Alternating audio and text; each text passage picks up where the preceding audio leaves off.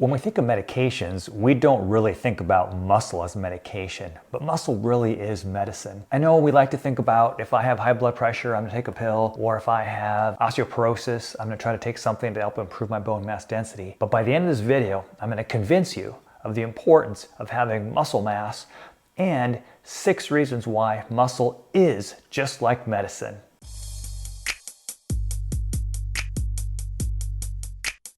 Hey everyone, welcome to the channel. Ed Deboo, physical therapist from Integrated Physical Therapy in Bellingham, Washington. Reason number 1 why muscle is medicine. It is to help prevent what we call sarcopenia. Now, a lot of people know about osteoporosis and osteopenia, which is a softening of the bone. But what about sarcopenia? Sarco is a root word for muscle. So we actually have a softening of the muscle as we get older. Now I understand that we're not going to be as strong as we were in our 50s, 60s and beyond that we were in our 20s and 30s. However, the difference is that about 15-20% of seniors over the age of 60, 65 have sarcopenia, which is an additional wasting away of the muscle and the muscle fiber itself. But why is that so critical? It's because of the loss of function. The number 1 reason why seniors have to go to a nursing home is because of falls. And muscle plays a huge role in our ability to maintain and improve our balance. And what about functional activities? Going up and down stairs, putting luggage away on an overhead bin. These are all functional things that if you don't have muscle mass, it can definitely affect your life in a very negative way. So when it comes to strength training, if you're already going to the gym, great, keep going. But if you're not quite sure where to start, I'll put a video link up here to a basic exercise program that you can do right here, right now at home with no special equipment that will at least get you started in the right direction. And don't forget to pick up your PDF, 5 Hidden Reasons for Pain. It's absolutely free. I'll put a link down below. You can grab it from my website. Number 2 is that strength training and muscle mass helps to improve and maintain bone mass density. So if you've been to the channel before, you know I'm all about exercise, but I do a lot of videos on osteoporosis. And whether or not you take the medication, you still need to be on a strengthening program. When we strength train with good intensity, what happens is the muscle connects to the tendon, which connects to the bone. So if I do it regularly and with enough stress, the signaling is for the bone to come back stronger. And so that is a way in which strength training can help to mitigate or at least maintain your bone mass density, regardless of whether you're taking the osteoporosis medication or not. In addition, I've written a book. It has 40 osteoporosis safe exercises that you can do right here at home and modifications on how to make the exercise easier and harder.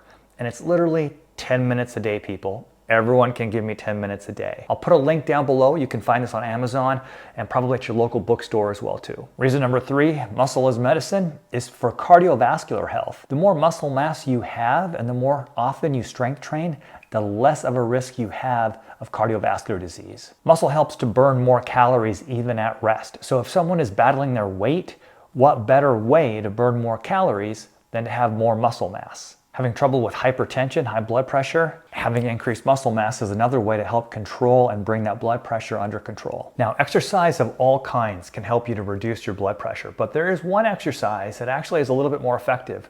What is it? I'll put a link right up here and you can check it out when you have a chance, but it's another simple exercise you can do at home to help control your blood pressure. Reason number 4 is fall prevention. Studies have shown that the stronger your lower legs are, the better balance that you have. What happens too is as we start to age, we lose type 2 muscle fibers first.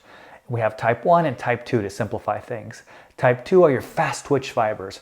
Those are ones that come into play for losing our balance. Now remember, we've been losing our balance and regaining our balance ever since we were little. But what happens is as we start to get older, we might stumble, and a lot of my clients will tell me it felt like it was going in slow motion.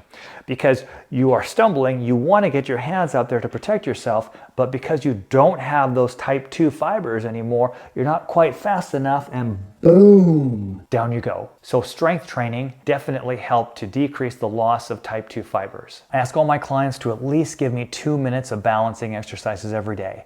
It could be while you're brushing your teeth, it could be while your coffee is brewing in the morning. If you're not sure what to do, I'll put a video link up here that just has some ideas on what you can do in terms of balance, but it's critical that we all work on balance every single day, even if it is just for a few minutes. Number 5 is a big one. mental health and cognition. Once again, if you look at the literature, a 30-minute walk is sometimes just as effective in some cases of depression as medication. So there is no doubt how our mind goes, our body goes, and how our body goes, our mind goes. Cognitive decline, dementia, Alzheimer's is a huge issue, especially as they all get older. And there are no great medications. There is one medication, I believe, that just got approved that might slow down the loss of memory.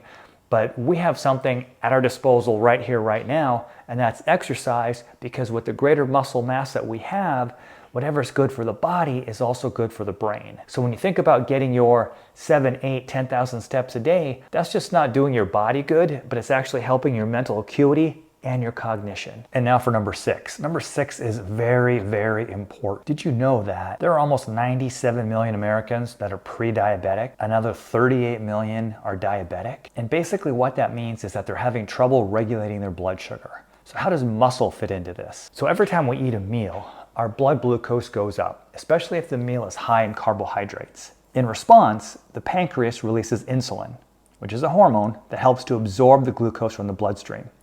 But when the blood sugar rises too much and too often, it can damage the blood vessels, nerves, organs over time. Muscles play a huge role in helping to keep the blood sugar levels steady. When you build muscle, what you're doing is you're improving the insulin sensitivity of the body. What that means is the body becomes more sensitive to insulin, so the pancreas doesn't have to keep pumping out so much insulin to help bring the blood sugar back down. Because remember, elevated blood sugars for long periods of time can be pre-diabetic and then eventually, in some cases, turns into diabetes. Having more muscle mass is like a natural buffer, helping your body use the blood sugar more efficiently and helping to keep the blood glucose in check. Even a 10-minute walk after every meal has been shown to do a great job of helping to regulate elevated blood sugars that we all get after a meal. Many of my older clients are on a whole host of medications, and to be honest, there are side effects with certain medications, and if I ask them, they really don't want to be on so many medications if possible, because remember what polypharmacy is.